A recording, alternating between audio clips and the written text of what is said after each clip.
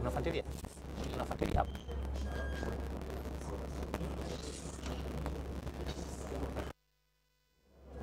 Nataka usikie kama itakuwa inatoka vizuri.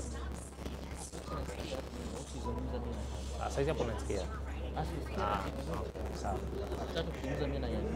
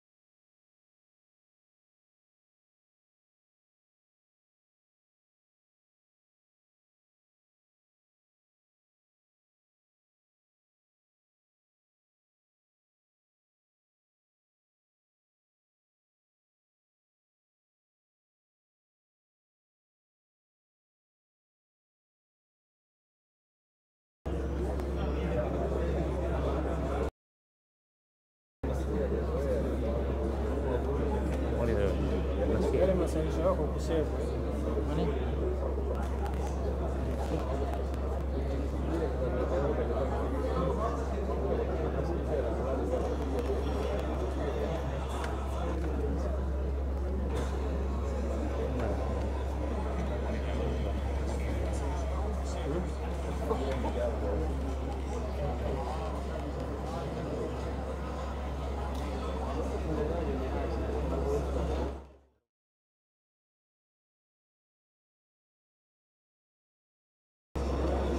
Karibu sana kwenye ufuatiliaji wa utajaji na usikilizaji wa mwenendo wa kesi ya Jamhuri dhidi ya Tundu Antipas Lissu yanayosikizwa leo. Kwa mara nyingine utakuwa pamoja nasi kwa kipindi chote tukiwa mbashara, na wale ndugu zangu wengine kwa maana ya vyombo vya habari vingine vinavyorusha kutoka kwenye kiungo rasmi cha mahakama, basi tuendelee na kazi hiyo. Lakini nitoe angalizo kwamba mara baada ya mahakama kuwa imekoma, matangazo hayo hayataruhusiwa kurushwa tena. Mara mahakama itakapokoma, kwa maana ya baada ya kumalizika kwa usikilizwaji wa mashauri haya mawili, maudhui ya mahakama hizo mbili, mashauri hayo mawili hayatapaswa kurushwa tena. Naomba sana tuzingatie hilo, ni kwa mujibu wa sheria na kanuni za mahakama zilizopo. Karibuni sana.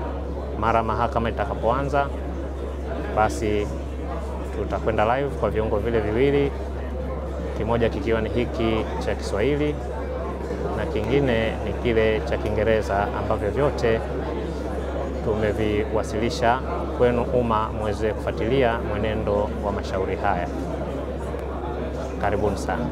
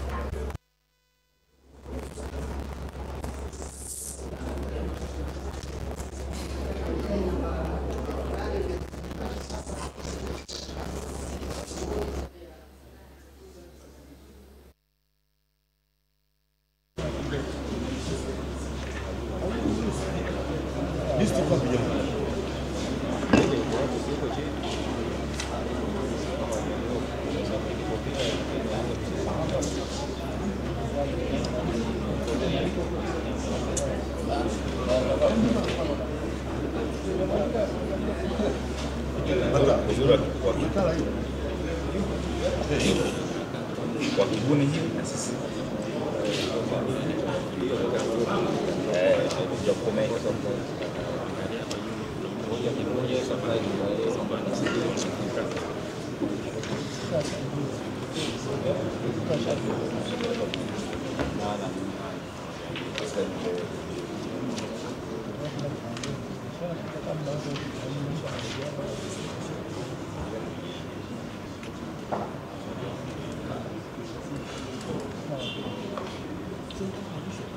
Jamhuri itakuwa wapi?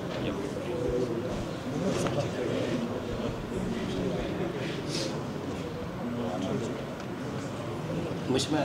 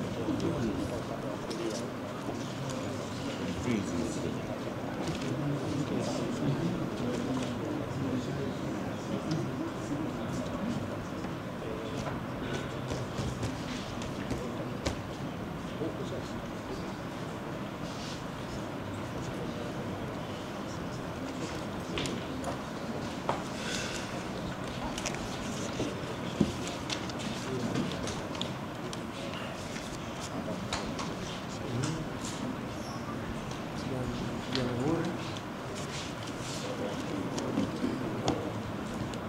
Mheshimiwa, pendeze mahakama yako tukufu. Mheshimiwa Hakimu Mkazi Mkuu, naitwa Nasoro Katuga, wakili wa serikali mkuu.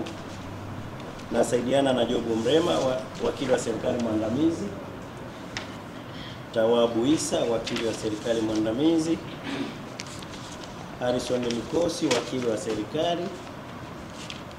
Cuthbert Milingi, wakili wa serikali, na Winiwa Kasala, wakili wa serikali. Mheshimiwa, jopo hili linaiwakilisha jamhuri katika shauri hili. Yes. Mheshimiwa, upande wa utetezi naomba wajitambulishe wenyewe kwa sababu ya jopo kubwa hili. Karibuni. Asante Mheshimiwa, naitwa Mpale Kaba Mpoki. Yes. Mwakilisha mshtakiwa nikisaidiwa na wakili Alute Mugwai. Yes. Wakili Peter Kibatala. Yes. Wakili Jeremiah Mtobesia. Wakili Jebra Kambole. Wakili Hekima Mwasipu. Wakili Gaston Garubindi. Subiri. Nafasi. Jebra yuko wapi? Okay. Karibu. Baada ya Jebra Hekima Mwasipu. wapi? Subiri kidogo. Yes, endelea. Gaston Garubindi. Sisti Masawe.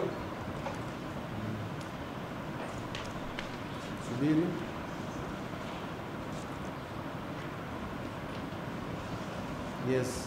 Suleiman Matauka. Suleiman Matauka. Michael Mwangasa. subiri kwanza. Suleiman Matauka. Matauka. Yes. Michael Mwangasa. Yes. Jacob Mogendi. Edward Heche. Paul Sabo.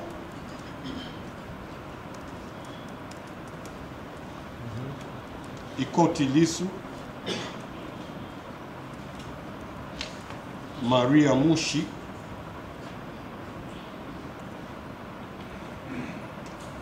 Maduhu Kulwa. Catherine Michael.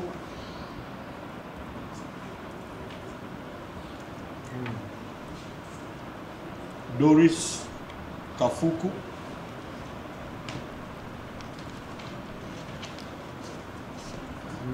Deus Singa.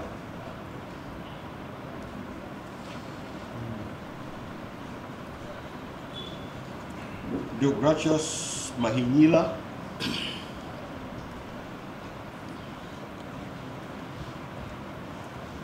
Frederick Msaki. Na wa mwisho ni Ferdinand Makoe. Frederick nani? Frederick Msaki.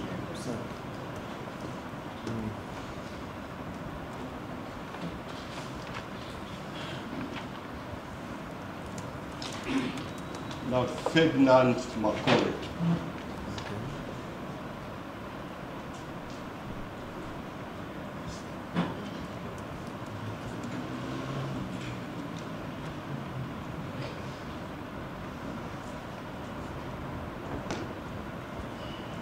Yes. Okay, asante. Asante, naona mshtakiwa amenyosha mkono. Mmemruhusu aongee? Ya, tumemruhusu. Karibu.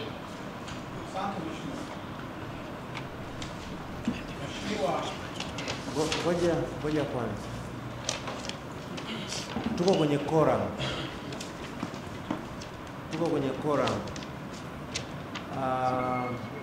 Unataka kuongelea kuhusiana na quorum?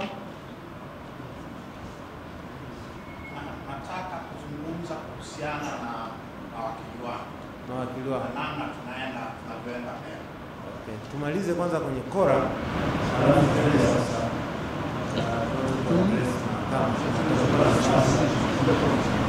Nimeshamaliza kwenye quorum. Ya, nimemaliza. Sawa, Jamhuri.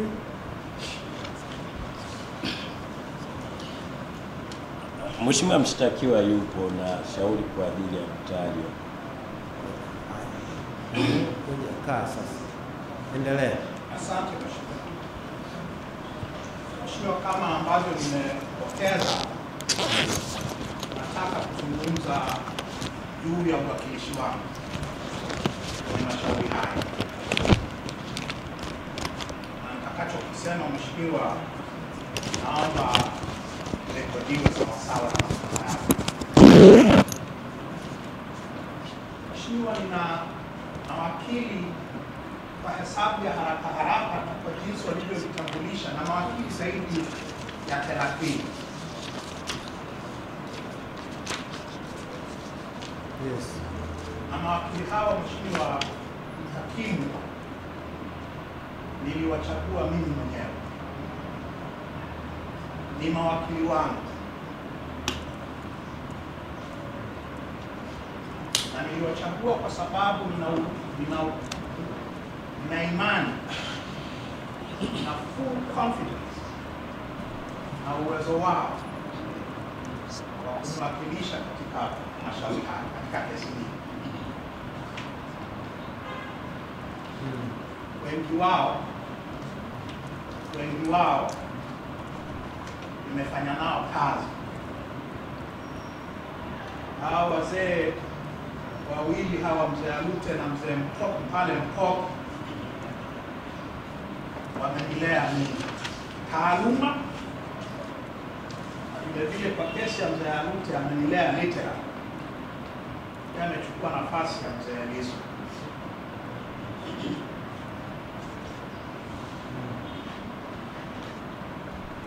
Ni mawakili ambao kwa miaka yote ambayo nimewafahamu wana uwezo mkubwa sana, full confidence. Sasa Mheshimiwa Hakimu, leo hii hapa tulipo ni siku ya 68 tangu nilipoletwa mbele ya mahakama yako tukufu na kusomewa mashtaka ya uhaini. Siku 68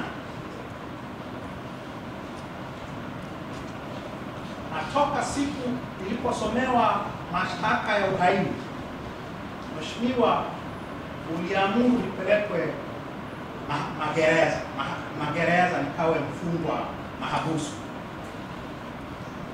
Na kwa siku 68 hizi nimekuwa mahabusu kwa wiki moja gereza la Keko, na tangu Ijumaa Kuu nimekuwa kwenye gereza kuu la Ukonga. Siku 68. Katika hizi siku 68, Mheshimiwa, mawakili wangu hawa wamekuja kunitembelea gerezani ili tushauriane namna ya kukabiliana na mashtaka haya. Hawajaacha kuja mahakamani, hawajaacha kuja magereza, na muda wote ambao wamekuja katika hizi siku 68 hawajaruhusiwa kuniona na kuwasiliana na mimi in confidence. Hawajaruhusiwa kuonana na mimi na kuzungumza na mimi kwa faragha, kitu ambacho kimetokea Mheshimiwa. Ukiingia kwenye gereza kuu la Ukonga, unapopita reception, una kachumba kulia kwako hivi. Hapo kachumba kamegawanywa mara mbili, kamegawanywa na ukuta wa kioo. Ukuta wa kioo. Kwa hiyo wanapokuja wanasimama nyuma ya kioo upande wa reception, na reception iko nyuma yao kidogo, na mimi nasimama upande mwingine wa kioo. Tunawasiliana kwa simu na mawakili, tunawasiliana kwa simu. Hakuna fursa ya kubadilishana nyaraka, na mimi na manyaraka mengi sana. Hakuna fursa ya kuandika chochote kwa sababu hakuna meza ya kuandikia, hakuna kiti. Mnazungumza kwa simu.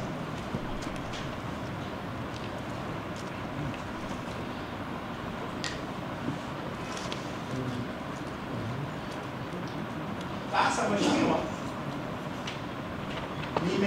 nimedai sana kwa mkuu wa gereza kwamba kama mfungwa mwenye mawakili, nina haki, narudia, nina haki ya kuonana na mawakili in confidence. Ni haki, sio mapenzi ya bwana jela. Ni haki kama ambavyo nikafafanua, na bwana jela amenikatalia. In fact, Mheshimiwa Hakimu, kuna wakili mmoja alimtembelea hapa, nikapiga kelele sana bwana jela, akaniambia kama unaona simu haiwezekani, njoo ukae hapa reception. Reception palipojaa maafisa wa magereza, muongee. Yeye yuko upande wa pili wa ile lilango la green la chuma, yuko upande wa pili, mimi niko upande wa gereza. Tunazungumza, maafisa wote wa magereza kama walivyo hapa wananiangalia, kila mtu anasikiliza tunachozungumza. Kila afisa wa magereza sikiliza ninachozungumza. Bwana jela amesema mzungumze hapa na wakili. Na kwenye simu, mheshimiwa, hiyo simu anaisikiliza nani? Mwingine. Nani anayejua kwamba kuna mtu mwingine huko anayesikiliza tunachozungumza? Nani anayejua kwamba kwenye control room hakuna vinasa sauti, hakuna bagging instrument? Kufanya nini? Kunasa mazungumzo yangu na mawakili.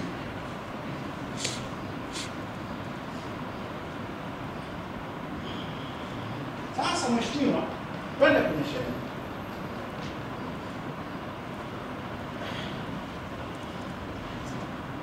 Twende kwenye sheria, kwa sababu hii ni mahakama ya sheria. Mheshimiwa, nataka nikusomee kanuni ya 13, kanuni regulation 13 ya Prison Management Regulations 1987. Prisons, in brackets, Prison Management Regulations 1987. Government Notice number 60 of 1987.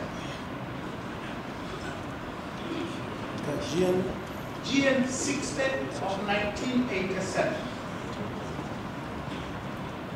Inasema hivi, naisoma kwa Kiingereza na nitaizungumza kwa Kiswahili. Kuuma huu wasikilize kuendelea gerezani. Every prisoner shall be given all reasonable opportunities of communication with his legal advisor or with such other person as the officer in charge may approve as representing the interests of the prisoner, and a visit to a prisoner by the legal advisor or such other person shall take place within the site but out of hearing of the prison officer. Within sight, out of hearing. Out of hearing.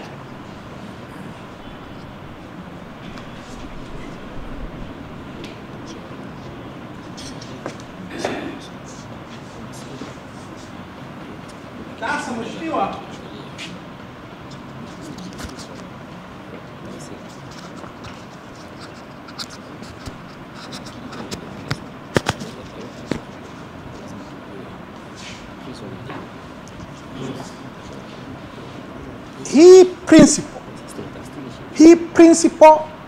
hii kanuni kuu kwamba wakili na mshtakiwa wanatakiwa wasisikilizwe maneno wanayozungumza na mtu mwingine yeyote, ni sehemu ya sheria kuu za kimataifa, Mheshimiwa Hakimu. Na nataka nisome the body of principles for the protection of all persons under any form of detention or imprisonment. Hizi body of principles inaitwa maarufu kama the Mandela Principles. Kanuni za Mandela zilipitishwa na Baraza Kuu la Umoja wa Mataifa. Zilipitishwa kwa resolution of the General Assembly of the United Nations, resolution number 43/173 of 9th December 1988.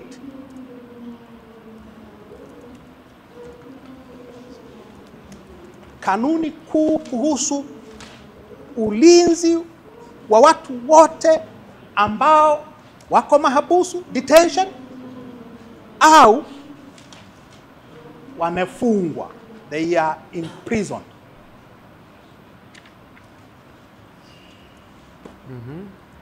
Sasa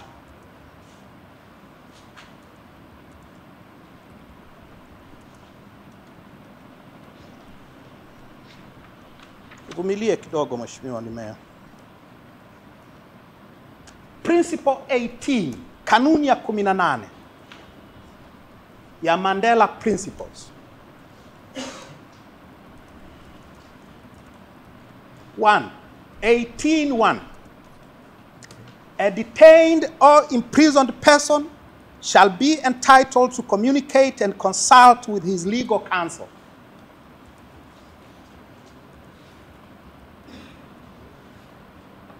Two, a detained or imprisoned person shall be allowed adequate time and the facilities for consultations with his legal counsel.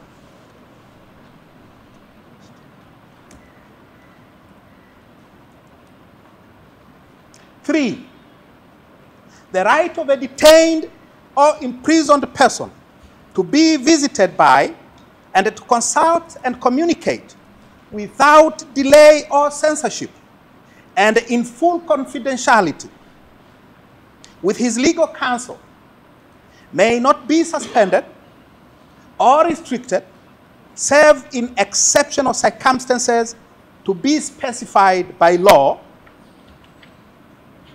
or lawful regulations when it is considered indispensable by a judicial or other authority in order to maintain security and good order. Hizi kanuni zinasema that word other authority ni mahakama vile vile. Sio bwana jela.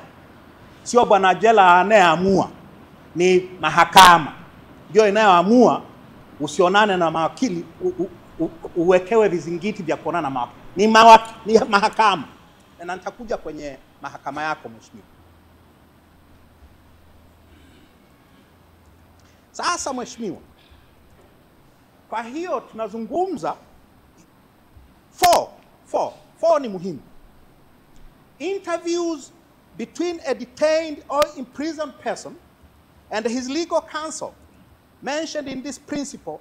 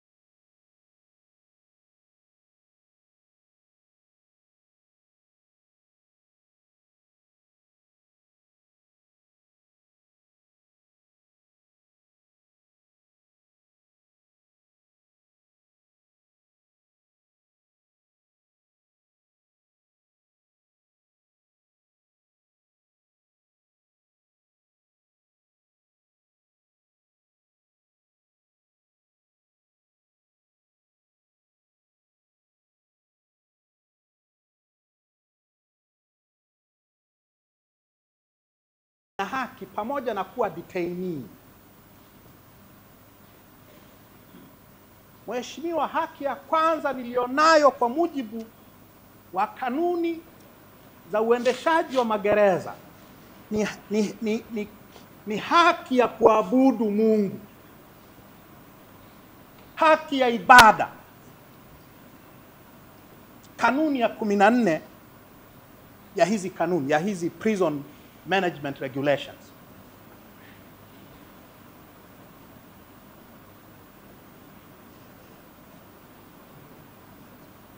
Na vile vile iko kwenye Mandela Principles, nitakuletea baadaye. Na haki ya kuabudu, Mheshimiwa, kila Jumapili Wakristo, na mimi ni Mkristo, Wakristo wanafanyiwa ibada na gereza kuu la Ukonga every Sunday.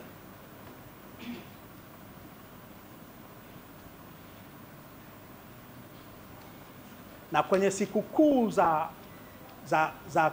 Kikristo wafungwa wanafanyiwa ibada gerezani. Mimi nilipelekwa Ukonga siku ya Ijumaa Kuu asubuhi. Ijumaa Kuu. Na nilipopokelewa immediately nilimuomba mkuu wa gereza nikasali sala ya Ijumaa Kuu, akakataa. Jumapili ya Pasaka nikamwambia mkuu wa gereza nataka niende nikasali. Jumapili ya Pasaka akakataa. Jumatatu ya Pasaka, bwana jela nataka niende kusali, akakataa. Na amekataa, nimeomba na amekataa kila Jumapili including ya jana.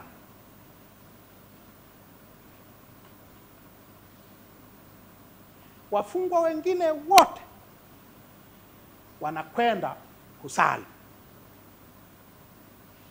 isipokuwa mimi na wengine ambao nitawataja hapa muda si mrefu. Isipokuwa mimi. Kanuni ya 14 inasema a minister of religion, that is 14:1. A minister of religion shall be admitted at proper and reasonable times to a prison to visit prisoners. Mtu kiongozi wa kiroho ataruhusiwa gerezani kwa muda unaofaa kutembelea wafungwa. Sio kwenda kuwaambia habari gani,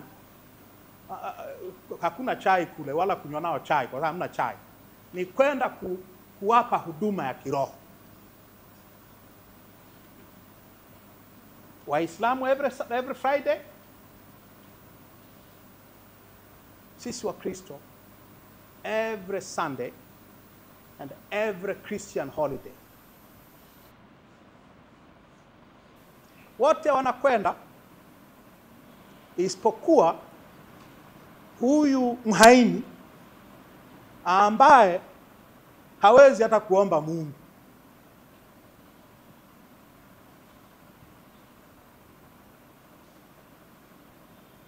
Hatakiwi, sio hawezi, hatakiwi kuomba, hata kuomba Mungu.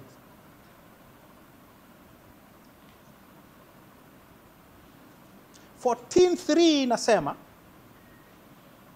14:2, a minister of religion shall be permitted to hold religious services at such hours and in such places as the officer in charge may permit, and the officer in charge shall make such arrangements for the holding of religious services and for the religious instruction of prisoners, shall not in any way interfere with the routine and administration of the prison. Tunaruhusiwa kufundishwa dini. Kama hujabatizwa au hujapata kipaimara au komunyo, utafundishwa hayo mambo ili ubatizwe au upate kipaimara au uwe unapata mwili wa Bwana. It is the law. Na tatu inasema, the attendance of prisoners at religious services and the religious instruction shall be voluntary. Sio lazima, hatulazimishwi kwenda kanisani. Unaenda ukitaka. Mimi nimetaka, nimekataliwa kwa siku 68.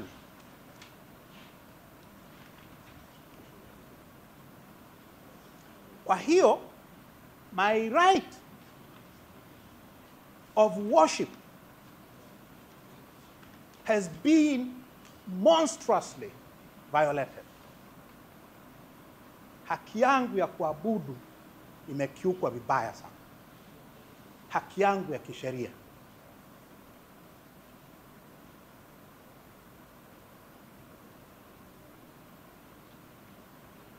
Na nimewaambia mawakili wangu throughout. Wamenipambania sana, wameshindwa, imeshindikana. La tatu mheshimiwa. Hivi ninakaa wapi gerezani? Ninakaa wapi gerezani Ukonga? Mheshimiwa hakimu. Mheshimiwa hakimu. Gereza la Ukonga lina sehemu kuu mbili. Kuna sehemu ambayo wafungwa wote waliohukumiwa maisha, miaka 30, miaka 5, mahabusu na nini, wanakaa. Wao wanatakiwa wakae. Halafu kuna sehemu moja inaitwa special wing, eneo maalum ambalo wanakaa wafungwa waliohukumiwa adhabu ya kifo kwa kunyongwa.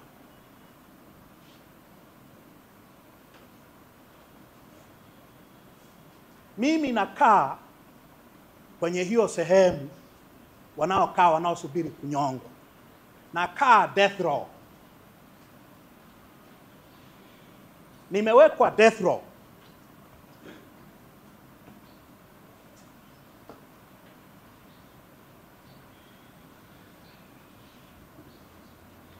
Sasa mheshimiwa, ukiwa death row, maana yake ni nini? Nataka nikusomee sheria maana ya kuwa death row.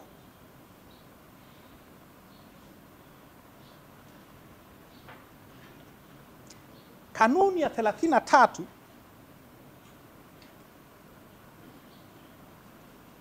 inazungumzia wale walioko death row.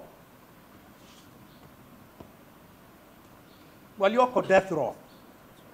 Inasema hivi: notwithstanding anything contained in these regulations, a prisoner under sentence of death shall A, be confined apart from other prisoners and shall be under the constant supervision of 2 prison officers by day and by night. Ukikaa death row mheshimiwa, kama navyokaa mimi, wakati sijahukumiwa kifo, angalau bado, pengine tutafika huko, lakini bado, sheria inasema wanaokaa death row, wale waliohukumiwa kifo, wanatakiwa watenganishwe na wafungwa wengine. Wafungwa wengine wote.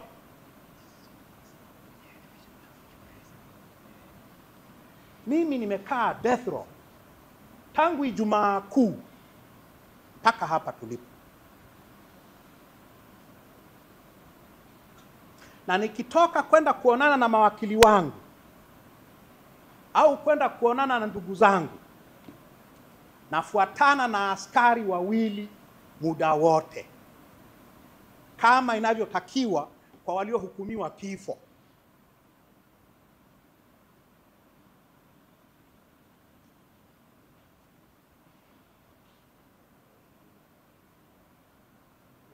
Kama walivyo ambao wako under constant surveillance. Sheria inasema by day and by night.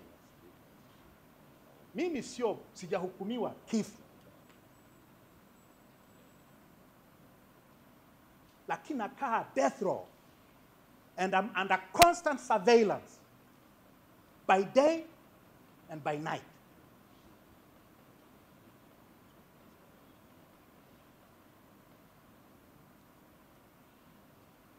Ukiwa death row, mheshimiwa, kama ambavyo nimekuwa, ukiwa death row, pamoja na kuwa death row, bado una haki, bado una haki kwa mujibu wa sheria hizi.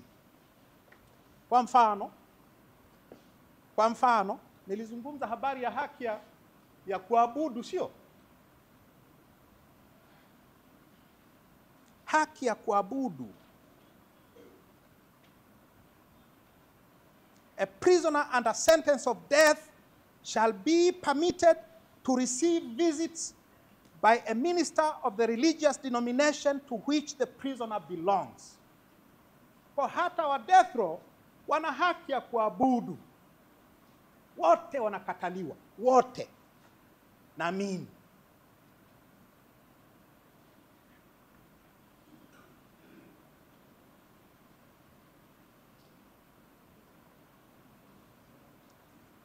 Ukiwa death row, pamoja na kuwa umehukumiwa kifo, sheria inasema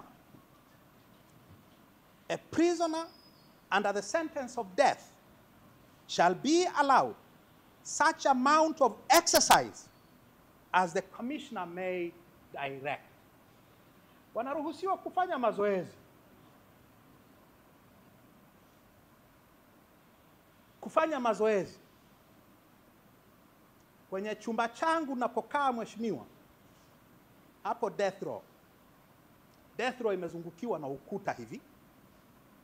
Nyuma tu ya chumba ya selo nayokaa ni uwanja mkubwa wa mpira wa miguu, na wafungwa kila siku wanacheza mpira, wanatembea wanaotaka kutembea, wanakimbia wanaotaka kukimbia, wanafanya mazoezi wanaotaka kufanya mazoezi, isipokuwa walioko death row. Wa death row hawatoki nje ya death row. Hawana fursa ya mazoezi ambayo sheria imesema wanaruhusiwa kufanya mazoezi. Sasa mimi siwezi kucheza mpira, mheshimiwa. Miguu yangu iko kama ilivyo. Lakini huwa nafanya mazoezi ya kutembea. Na tangu nimekuwa death row, kila siku kuanzia Jumatatu mpaka Ijumaa, napumzika Jumamosi na Jumapili kwa sababu Mungu naye alipumzika siku ya saba. Kwa hiyo napumzika mazoezi.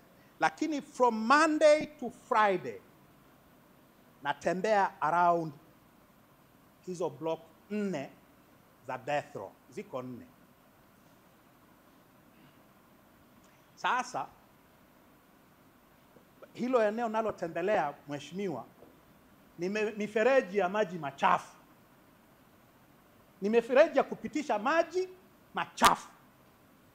Na ni maeneo ambayo wafungwa wa death row wanafua nguo.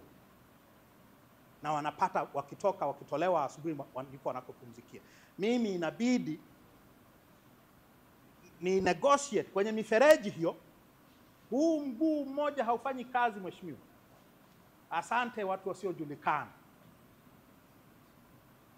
Nafanya mazoezi, natembea kila siku. Na siku zote nina hii fia kwamba hivi nikiteleza hapa itakuwaje? Kwa sababu mifereji ya maji machafu ni kwa ajili ya kupitishia maji machafu, sio kwa ajili ya mazoezi ya wafungwa. Maeneo ya mazoezi ni uwanja mkubwa ulioko nyuma ya death row. Lakini tangu nimeingia Ukonga siku ya Ijumaa Kuu mpaka hapa nilipo, sijaruhusiwa mimi na hajaruhusiwa mwingine yeyote aliyeko death row kwenda kufanya mazoezi, na sheria inasema waruhusiwe.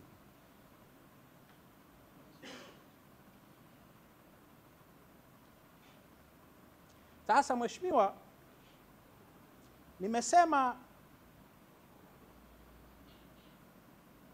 nimesema kwamba kanuni zinasema wafungwa walioko kwenye death row wasichanganywe na wafungwa wengine.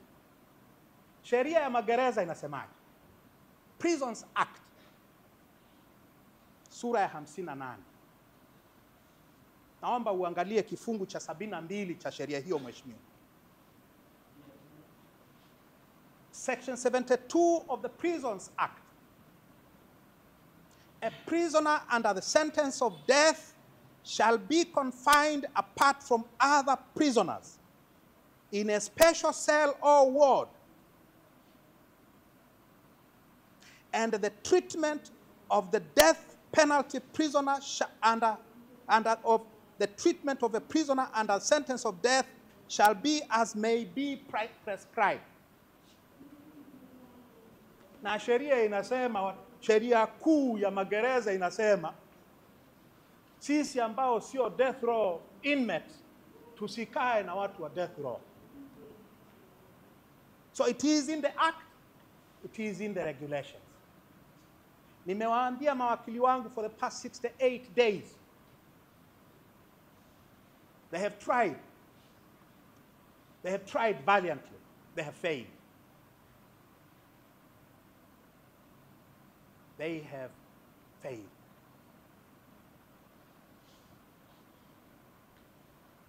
Sasa mheshimiwa, mawakili wangu wameniambia, na kuja sasa kwenye mahakama. Mawakili wangu wameniambia kwamba wameraise maswala haya mbele yako. Wameraise huu ukiukaji wa haki za mfungwa aliyeko mahabusu. They have drawn your attention to this unlawful treatment of a remand prisoner. Na wamenieleza jibu walilopewa ni kwamba mahakama haiingilii mambo ya magereza.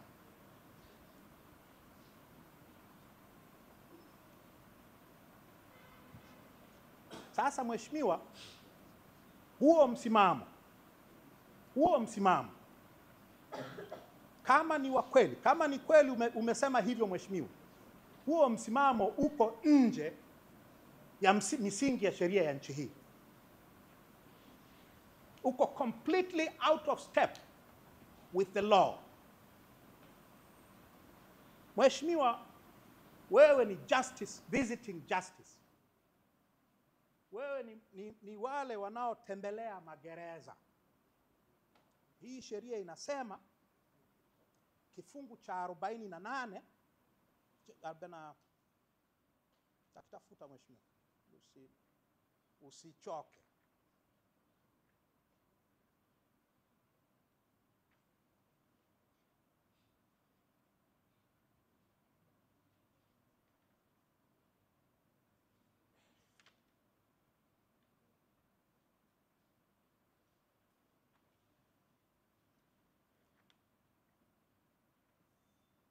Takipata, but the import of the provision ni kwamba a magistrate is a visiting justice for all prisons under his jurisdiction.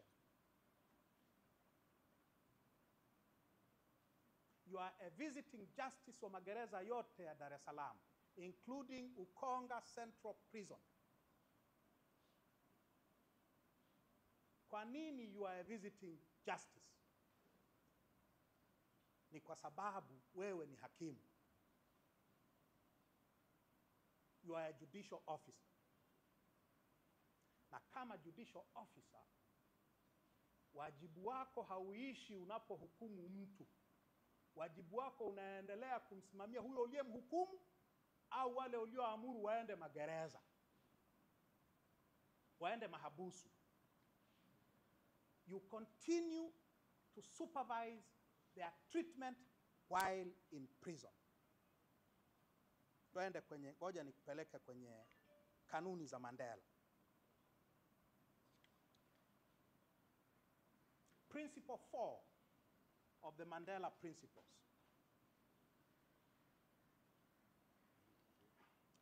Inasema, any form of detention or imprisonment and all measures affecting the human rights of a person under any form of detention or imprisonment shall be ordered by or be subject to the effective control of a judicial or other authority.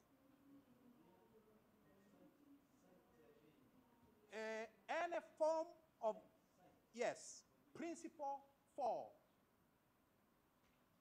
Nimesema zinaitwa Mandela Principles, but their name is the body of principles for the protection of all persons under any form of detention or imprisonment.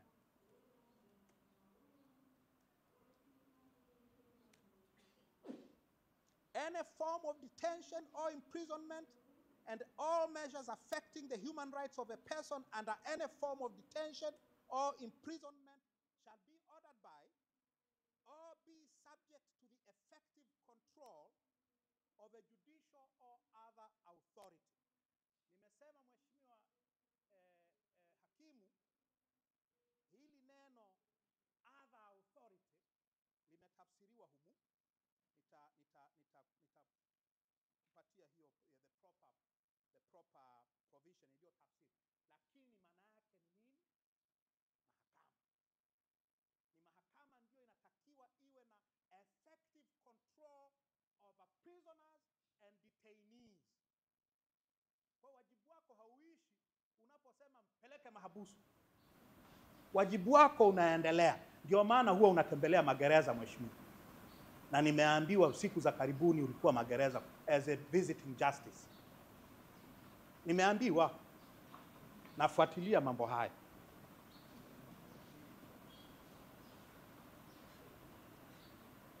Kwa hiyo Mheshimiwa, msimamo sahihi wa kisheria ni kwamba ni mahakama hii ndio inayopaswa isimamie utekelezaji wa haki za wafungwa wakiwa Ukonga Central Prison au wakiwa mahali pengine popote. Ni mahakama hii, sio bwana jela.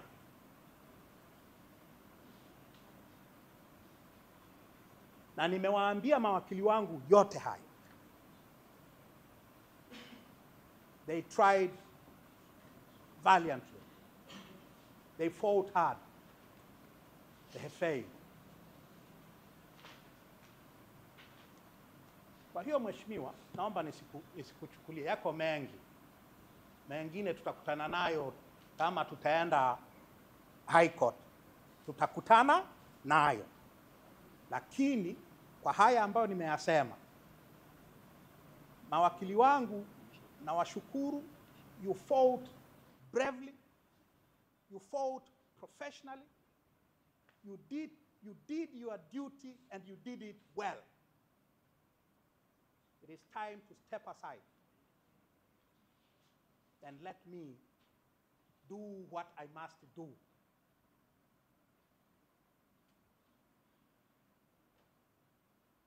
It is time to let me do what I must do. It is my case again. Kwa Mheshimiwa, from now on, mimi ndio nitakayejibizana na hawa mawakili wa serikali. Nimemaliza Mheshimiwa.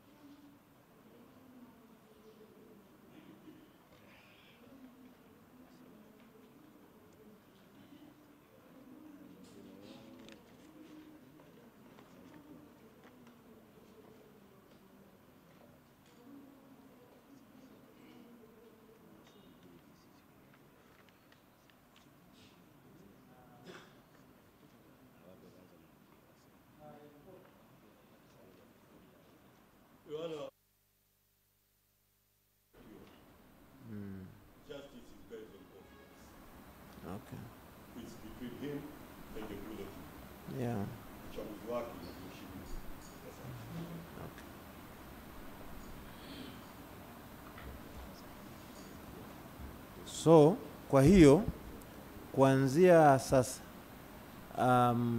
hoja zitakuwa zinajibiwa kati ya upande wa mawakili wa serikali, upande wa jamhuri na mshtakiwa mwenyewe, mpaka pale atakaposema tena vinginevyo kwamba naomba mawakili wangu warudi au warudi huyu na huyu. Lakini kwa sasa mshtakiwa atajitetea mwenyewe kama alivyoomba, ombi lake limekubaliwa na upande wa utetezi wameridhia hivyo. Kwa hiyo kuanzia sasa ni mawakili wa serikali dhidi ya mshtakiwa. Okay, Asante. Mheshimiwa, labda niombe nyingine dogo kuliko nje ya haya.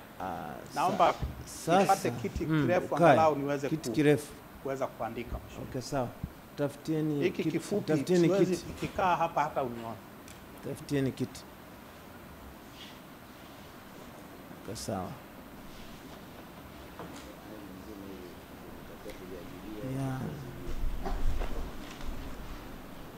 Jamhuri, kuna hoja nyingi zimesemwa na mshtakiwa, naamini mmezirekodi. Unaona Mheshimiwa? Nahitaji mzijibu sasa. Mawasiliano na mawakili wangu yapitie. Sasa sikiliza. Nimesha rule out. Nimeshatoa uamuzi mdogo kwamba sasa unaendelea mwenyewe. Sawa. Yeah. Yes, issue ni nini hapa? Mugwai. Ni nini Mugwai? Unasemaje Mpoki? Issue ni nini? Nilikuwa namuuliza kama na karatasi za kuandika nipe. Okay. Au zenyewe zinakataza. Ya sasa nitoe maelekezo. Unapokuwa mahakamani, maafisa usalama, unapokuwa mahakamani kama wakili unahitaji kumpa nyaraka yoyote mshtakiwa, apewe, asizuiwe kupewa. Sawa. Kama kutoka kuna hoja yoyote nielezo mimi. Lakini sio vibaya nikajua kabla hamjampatia ili kuondoa hiyo tofauti. Sawa. Yeah, ili kuondoa hiyo tofauti. Sawa. Yeah.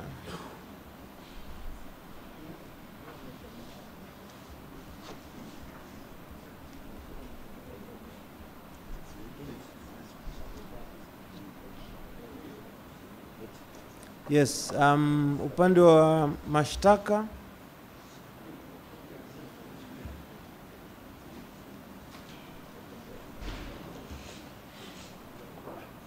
Mheshimiwa, kama tulivyoeleza awali, shauri kwa ajili ya kutaja, labda hoja yetu ni kwamba tumesikia mengi kuhusu ambayo mshtakiwa ameliambia mahakama yako. Kama tuliyaelewa vizuri,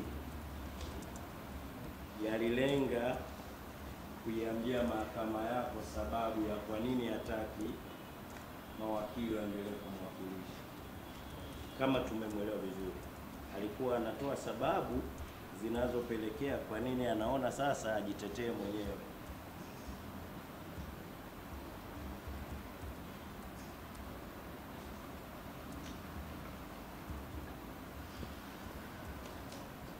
Mheshimiwa, hoja nyingine ambazo amezileta zikiwa ni sababu za kuieleza mahakama yako kwamba kwa nini anataka kujitetea mwenyewe.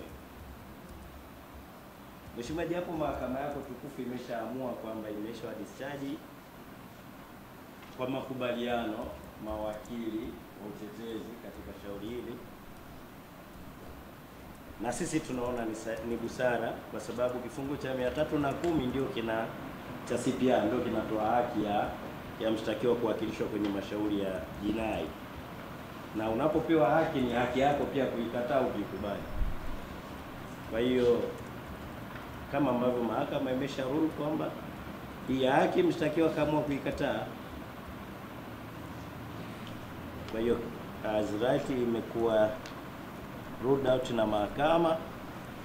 Tukija kwenye hoja ambazo yeye ametuletea hapa mahakamani,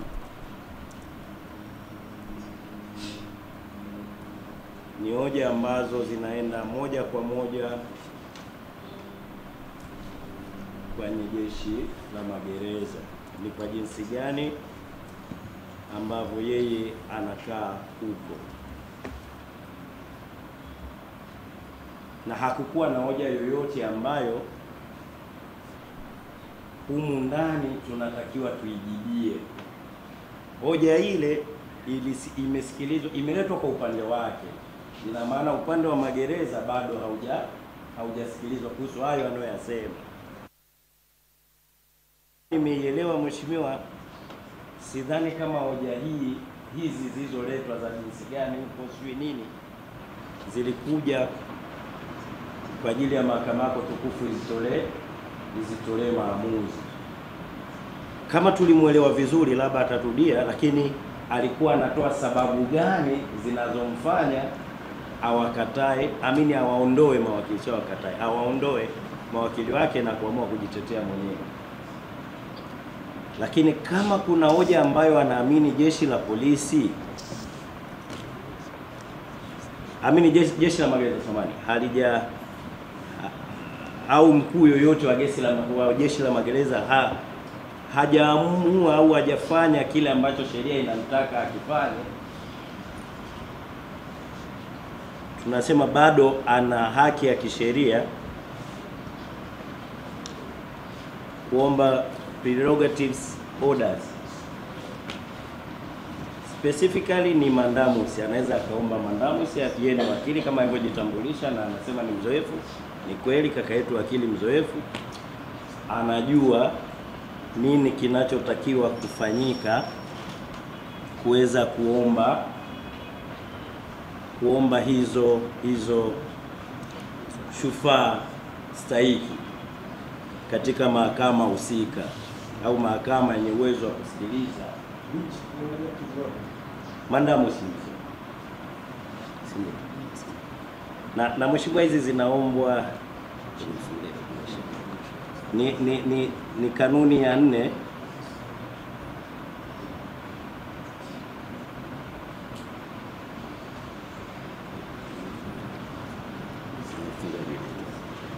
kanuni ya 4 ya kanuni za law reform, fatal accident and miscellaneous provisions act regulations, rules, sorry, regulation, ni rules.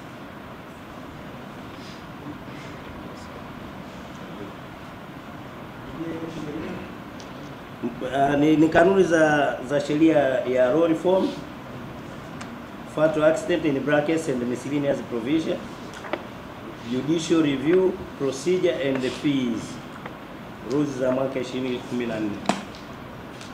Kanuni ya 4 inasema mtu ambaye anayetaka kuomba judicial review afanye nini, na pia inatoa mania ya moja kwa moja.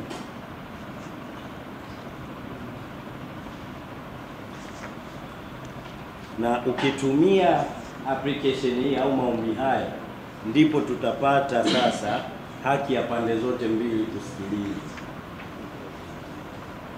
Sio kama hivyo ambavyo mahakama yako inapokea taarifa kutoka upande mmoja, kwamba kama sheria zipo alivyokuwa na zisaiti na hii mamlaka authority haijazifuata au haijazifanya, anaamini hilo, basi afate procedure yeye kama mwanasheria, kuliko kiomba mahakama yako itoe maagizo. Maana ikitoa maagizo inatoa maagizo ya mandamus sasa, na ambao this is not a proper avenue kufanya application hiyo. Kwa hiyo implied ni kama nimeletwa application ya prerogative order without formal application.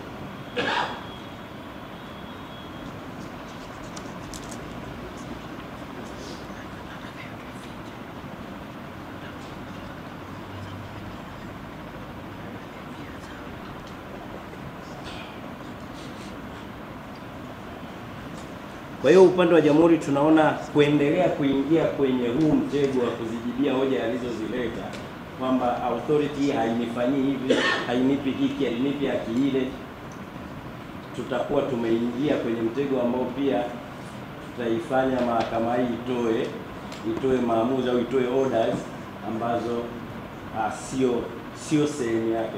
Hizi prerogative orders zinatolewa kwa maombi maalum kama ambavyo nimeiambia mahakama yako tukufu, na utaratibu maalum ambao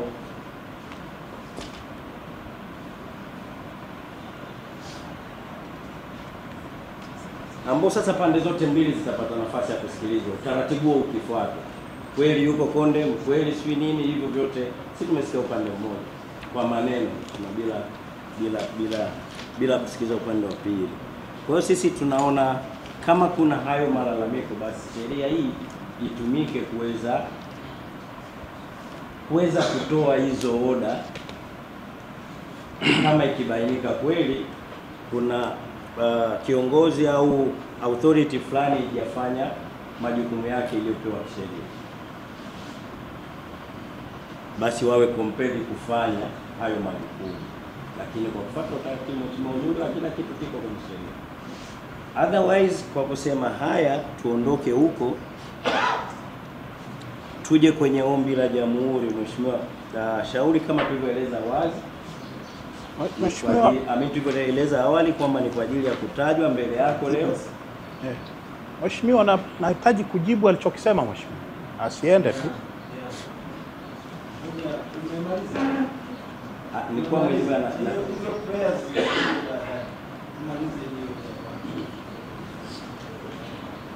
Mheshimiwa hakimu, Mheshimiwa, kwenye issue gani ndio nimeona umeeleza?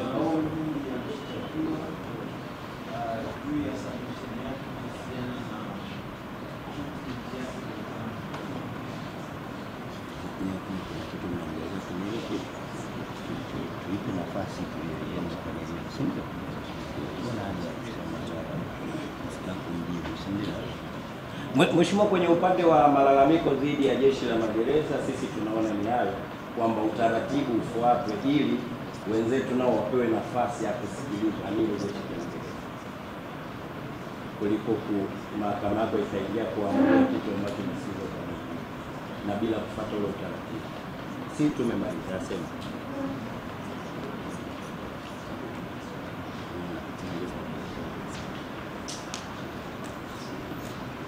Mheshimiwa, nimemsikiliza wakili wa serikali mkuu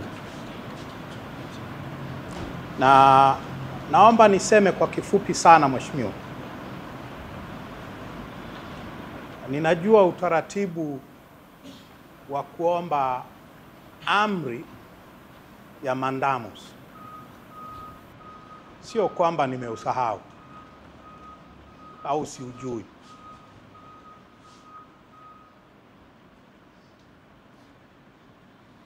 Sijaomba mandamu sio kwa sababu sijui. Mheshimiwa, nilisema wakati nazungumza kwamba kisheria mahakama hii ina retain control, effective control over the detainee or the prisoner. Nilisema mheshimiwa, you are a visiting justice. Nilisema nitakwambia kifungu ni kifungu cha 101 cha sheria ya magereza, kifungu kidogo cha 5. Every area commissioner, magistrate and justices of the peace shall be an ex officio visiting justices of all prisons within their respective areas of jurisdiction. Nachotaka, nimetoa taarifa to a visiting justice. Do your duty. Nimetoa taarifa. Wakili, umeelewa? Hii ni taarifa. Ningetaka maombi, ningeleta maombi. Yeah. Nimetoa taarifa to a visiting justice. Kwa hiyo Kwa hiyo umeelewa wakili wa serikali. Mheshimiwa, mimi nilivyomuelewa tangu mwanzo ni hivyo, sababu kwamba alikuwa anataka kuwaondoa mawakili wake, lakini sasa maneno yakawa mengi na jinsi anavyoishi pale. Kwa hiyo nikasema kama yapo hayo anayoyasema, wapewe nafasi wenzetu waweze kuyasemea kuliko mahakama yake kuyaongea. Lakini kama ameiweka kwamba ni taarifa kwa mahakama ambayo itatembelea magereza, taarifa haijibiwi. Yaani sisi hata kama ilikuwa ni taarifa, hata mahakama yako ilikuwa haina haja ya kutuambia labda tuijibie, si ndio? Sababu halikuwa ombi wala haikuwa chochote. Kwa hiyo ni kama ni taarifa, mheshimiwa, tunategemea tu mahakama iseme imeipokea. Endelea wakili. Rejoin, you are rejoined. Ni hayo tu mheshimiwa. Ni hayo. Ni hayo.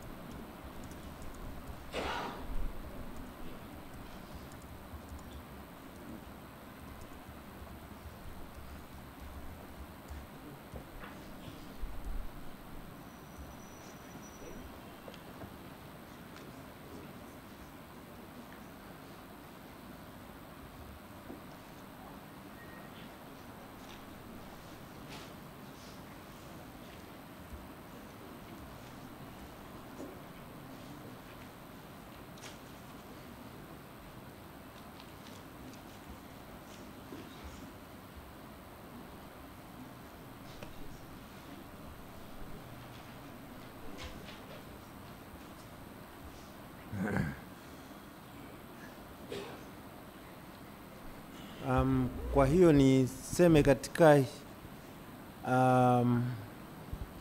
hizo submission zako, kwa sababu ni taarifa, nimezichukua na zitafanyiwa kazi kiutawala, not judicially, administratively. Sawa sawa, ni sahihi kabisa. Mahakama hii imekuwa inafanya inspection, ukaguzi kwenye magereza yote, na personally as an in charge, mimi kama mfawidhi nimekuwa natembelea huko. Kwa hiyo tafanyiwa kazi kiutawala. Sawa sawa? Yeah, asante.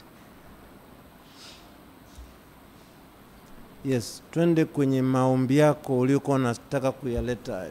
Ni yapi? Mheshimiwa Hakimu Mkazi Mkuu, shauri hili kama nilivyoeleza awali kwamba linakuja kwa ajili ya kutajwa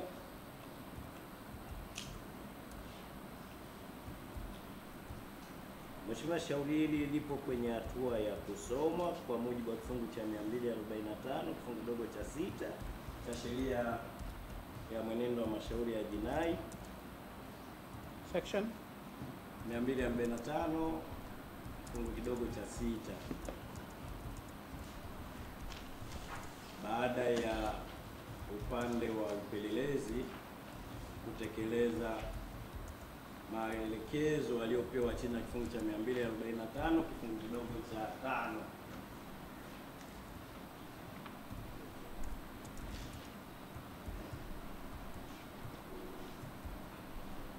Hivyo kwa kutoa nafasi hiyo, tunaiomba mahakama yako iweze kuahirisha shauri hili mpaka tarehe nyingine ya kutajwa, tuje tuiambie mahakama sasa kama shauri limeshafailiwa mahakama kuu au vinginevyo.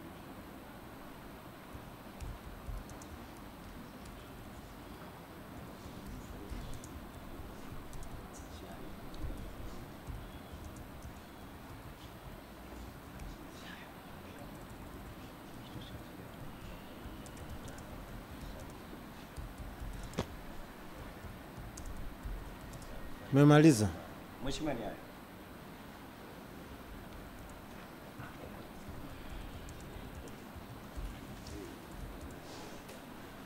Lissu. Mheshimiwa, nashukuru. Tuahirishe tena hivyo inavyoombwa.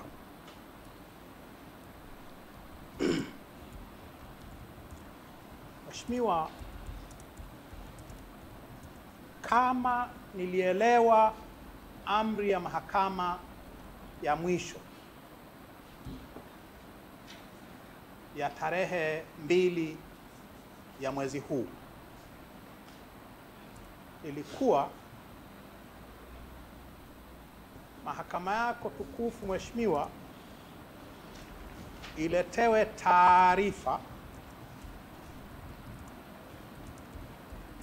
taarifa ya upelelezi ulikofikia.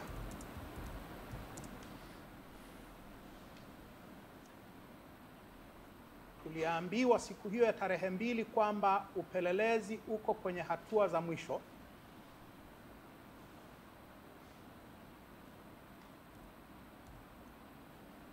Leo tutakuja kuambiwa umekamilika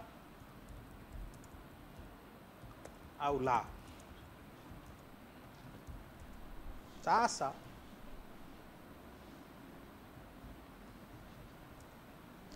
wakili wa serikali mkuu anaomba tuahirishe tena. Taarifa aliyoisema ni taarifa ya mdomo. Those are words from the bar.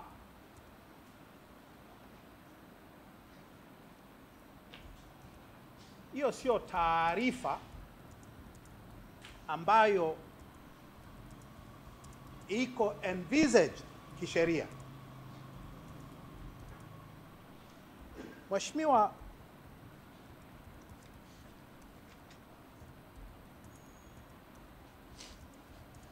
mkurugenzi wa mashtaka, kwanza nianze na taarifa inatakiwaje, alafu tarudi kwenye hiki kifungu alichokisema 245(5) cha sheria ya mwenendo wa mashtaka. Hiyo taarifa ambayo inazungumzwa kisheria, ambayo ilitakiwa iletwe hapa, ni taarifa ya upelelezi ambayo ipo kwenye kifungu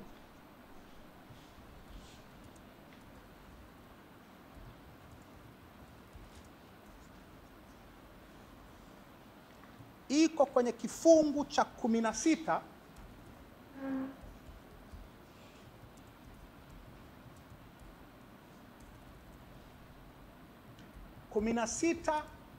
1 na 2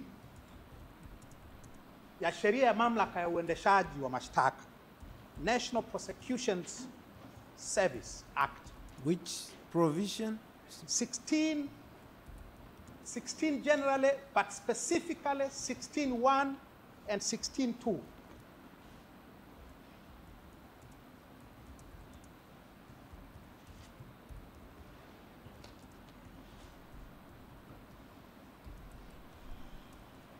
Mm. 16.1 mheshimiwa, inampa mamlaka mkurugenzi wa mashtaka ya jinai na mawakili wa serikali hawa wa ofisi yake mamlaka ya kusimamia upelelezi wa kesi za jinai. Mheshimiwa, sheria inasema the DPP shall be the head of operations in relation to coordination of investigations, of criminal investigations. Head of operations. Ndio mkuu wa operesheni kwenye masuala ya uendeshaji wa upelelezi. Na mamlaka ya DPP ni mamlaka ya mawakili wake hao. Kwa sababu sheria inasema kile ambacho DPP anaweza akakifanya kinaweza kufanywa vile vile na mawakili wa serikali walioko ofisini kwake, na wakikifanya mawakili wa serikali kitahesabika kimefanywa na DPP.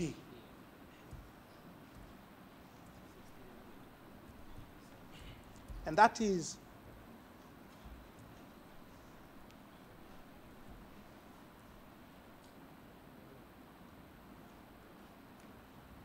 kwenye hiyo section 16.1 and 2.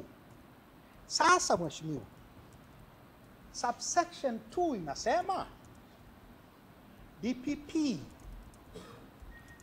na by extension mawakili wa serikali wana mamlaka ya kumwamuru huyo anayepeleleza, kumwamuru awape taarifa ya hatua ya upelelezi kufikia.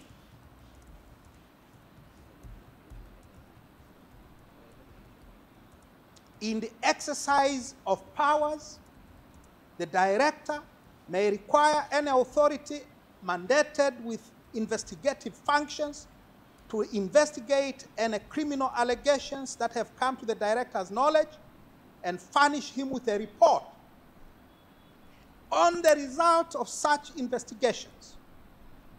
And the director shall have power to order that investigation be conducted by an investigative organ named. Ana uwezo hata wa kuamua nani ndio afanye upelelezi, lakini ana mamlaka ya kuamuru nileteeni taarifa ya upelelezi. Hiyo taarifa ya upelelezi ndio tulitazamia kuiona hapa, sio maneno matupu ya wakili wa serikali mkuu.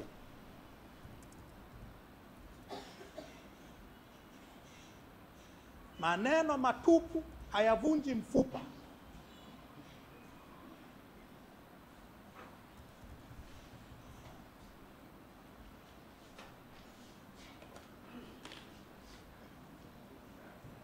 Endelea. Sasa mheshimiwa, 16.3 ndio iliyowapa hawa mawakili wa serikali mamlaka. The director may order that a state attorney coordinate an investigation of a crime, and every investigating officer shall comply with that order. Sasa mheshimiwa, kati ya DPP ambaye hujawahi kumwona hapa hata siku moja na hawa mawakili ambao wako hapa kila siku kesi ikija, nani ndio mwenye faili? Nani ndio mwenye mamlaka ya huo upelelezi wa kuamuru upelelezi nini? Hiyo taarifa ya upelelezi ipatikane. It is my submission kwamba ni hawa. DPP hajawahi kuja hapa, hana hana case file. Wenye faili la mahakama ni hawa. Wanaojua kitu gani kinaendelea ni hawa. Wanatakiwa watupe ripoti walioipata kutoka kwa wapelelezi, waiweke mahakamani. Sio maneno matupu. Sio maneno matupu. Kama watasema hawana, kama watasema hiyo ripoti wao hawana, iko kwa DPP, na iomba mahakama yako mheshimiwa imuite DPP ailete hiyo taarifa hapa. Tusidanganyane. Wasije wakasema tu ipo kwa DPP, tunataka DPP aje ailete kama wao hawana. Mimi naamini wao wanayo, kwa sababu wao ndio wana file, wao ndio wana kesi hii siku zote. Siku leo 68. Watoe taarifa. Kama hawana, DPP aje atuletee kitu chenye mashiko, sio maneno matupu.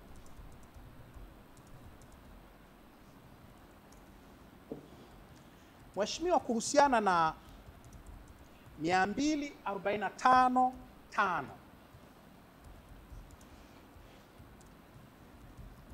the Director of Public Prosecutions or that other public officer, after studying... Ngoja. Nilikuwa nataka niweke sawa. Nilizungumza 245(6). Oh. Baada ya kukamilishwa kwa 245(5) na sasa nilizungumza tuliagiza further investigation. Yeah. Hiyo ndio ilikuwa sababu. Yeah. Sahihi.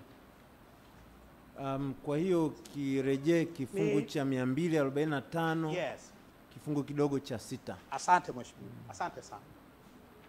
245(6) inasema hivi: where the Director of Public Prosecutions or that other public officer, after studying the police case file and the statements of the intended witnesses, decides that the evidence available or the case as such warrants putting the suspect on trial, or he shall draw up or cause to be drawn up an information in accordance with the law, and when signed by him, submit it together with 3 copies of each of the statements of witnesses sent to him under subsection 4, including any document containing the substance of the evidence of any witness who has not made a written statement.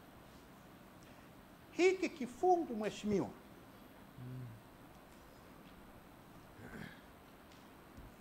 kimetajwa completely premature.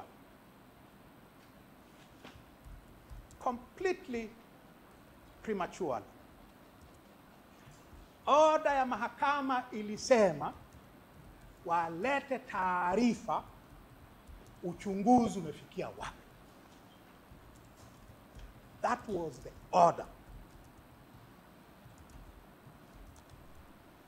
Hiki kinasema, kinazungumzia upelelezi ulishakamilika, mafaili yalishapelekwa kwa DPP, ameyasoma, ndio anaamua tuende mahakamani au tusiende. Sasa subiri. Ndio. Subiri. Yes. Katuga, unaweza ukajibia hiyo point kabla sijamruhusu kumalizia? Ndio ulikuwa unamaanisha hivyo kwa hicho kifungu?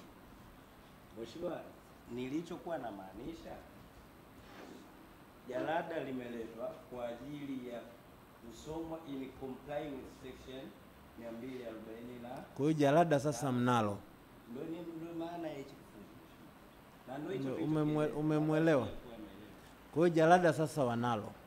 Kwa hiyo sasa iko hatua gani baada ya kuwa jalada mnalo? Mheshimiwa, nimemaanisha. Mheshimiwa, naona mawakili wameondolewa lakini bado wanajisikia kusema. Tulia, endelea. Mheshimiwa, nilichomaanisha jalada baada ya kucomply na ile further investigation. Kwa maana kifungu cha 245 sub 5 limeletwa sasa kwenye kusomwa kwa maandalizi ya kupeleka mahakama kuu, ndio maana ya kifungu hiki. Okay. Yes. Sasa sijajua sieleweki wapi. Okay. Ila naenda kwa ajili ya sheria inavyosema. Lissu Tumii maneno wanayoyataka. Okay. Umemwelewa sasa? Nimemwelewa, ndio maana nimesema mheshimiwa ametanguliza mkokoteni mbele sana ya farasi, mbele sana ya punda. Alitakiwa aelewe, comply na amri ya mahakama. Moja, mheshimiwa hakimu, ulituambia tulete taarifa ile ambayo nimeisema. Ulituambia tulete taarifa, upelelezi umefikia wapi? Mheshimiwa, upelelezi umekamilika, taarifa ni hii. Alafu pili, ndio aseme hivi, kwa vile upelelezi umekamilika mheshimiwa, tumepeleka DPP amepelekewa witness statements na vitu kama hivyo, na sasa anasoma jalada ili aamue tuta prosecute au la. Kwa hiyo ngoja. Yes. Ni sahihi aliyoyasema mshtakiwa, anayoyasema Ya kwamba Mheshimiwa ameyasema ndio. Yeah. Actually, yes. Sawa. Umemwelewa. Kimsingi mnaongea lugha moja. kabisa. Lakini hapa ni tafsiri ya maneno. Mshtakiwa ambaye ameieleza mahakama ni wakili wa miaka 22. Amejaribu kueleza namna ambavyo submission ingepaswa kuwa kwa urahisi ili kueleza mahakama namna gani mmetekeleza amri yake. Ndicho hicho nilikuwa nataka. Kwa hiyo mimi nilikuwa nataka unijibu. Aliyoyasema hayo ni sahihi ili ni ya rekodi au unafikiri amezidisha? Yeye aseme au sisi tumjibu. Okay. Sawa. Anyway, it's okay. It's sawa. Yeah, it's sahihi. Yeah, it's sahihi. He will have his yeah. His bite of the apple. Sasa mheshimiwa, nimesema kifungu cha 245 kina hatua tatu. Kuna hatua iliyoko 244. DPP anapelekewa witness statements. Unajua, ndio mimi nataka to save time. Yes. Nataka to save court time. Yes. Ulioyasema ni sahihi kabisa na ambayo aliyasema. Isipokuwa yeye tu alisema kwa kifupi. Basi. Kwa hiyo ili kupunguza kuongea sana. Kwa sababu ulivyosema ndivyo ambavyo amesema. Ila yeye aliongea kwa kifupi na kurifaya ile amri ya mahakama ya kwanza. Kwa hiyo ninamtaka tu arejee aseme nini ambacho kwa maana ya upelelezi umefikiwa. Kama ni hayo ambayo umeyasema, then huna sababu ya kuendelea kusaiti hivyo vifungu vya kisheria ili tuweze kutunza muda wa mahakama. Kwa hiyo kama angalau umepeleza vizuri mheshimiwa. Yeah. Kwa upelelezi umekamilika. Faili liko kwa DPP, analisoma. Ili aamue. Katuga ni sahihi au sio sahihi? Mheshimiwa, ni nadhani sijui tuelewani. Yaani iko hivi. Ndio. Jalada lilirudishwa kwa further. Yes. Time ndio ilikuwa taarifa hiyo. Ndio. Ile further investigation imefanyika. Jalada limeletwa kwa DPP kwa ajili ya kusomwa, kuamuliwa kwenda mahakama kuu. Ndio kauli niliyoitumia. Okay, sawa. Sasa yeye ni sahihi. Ni sahihi.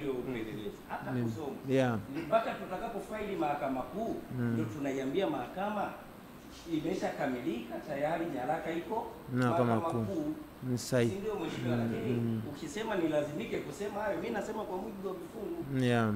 Kama nilichokuwa nasema sasa, yeye anataka hatua ipi? Anasema sasa hivi linasomwa ili kuamuliwa. Tukishaamua ndio tunakuja kuiambia mahakama umekamilika na tumefaili mahakama kuu. Hivyo ndio sheria. Yeah. Ni sahihi. Ni sahihi. Asante. Mnajua mnaongea lugha moja? Nimeshakubali. Yeah, sawa. Nimeshakubali. Okay. Tumwachie DPP Mwakitalu asome jalada na kutana ili tuje tuambiwe baada ya kulisoma ameamua nini. I hope kusiwe tena na dana ya ahirishwa. Ndio maana nimesema mnaongea lugha moja. Sawa, ni sawa. Mnaongea lugha moja. Hiyo ni sawa sawa. Kama tumefika hapo, Yeah. jalada limekwenda, linasomwa, tukutane baada ya wiki mbili kama. Yeah.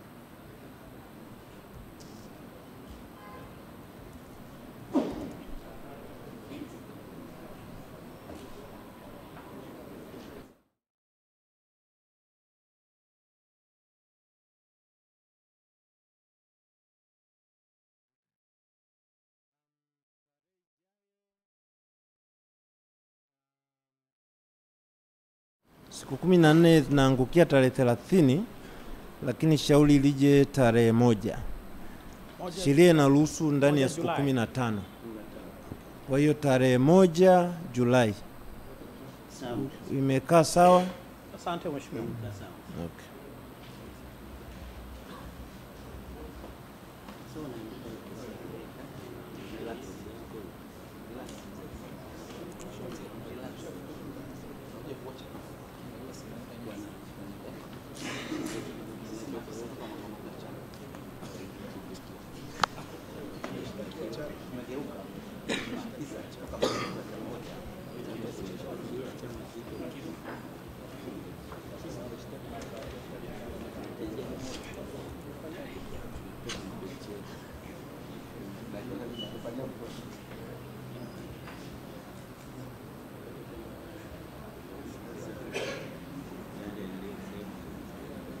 Kwa hiyo ninaahirisha shauri hili mpaka tarehe 1 ya mwezi wa 7 saa 3 asubuhi.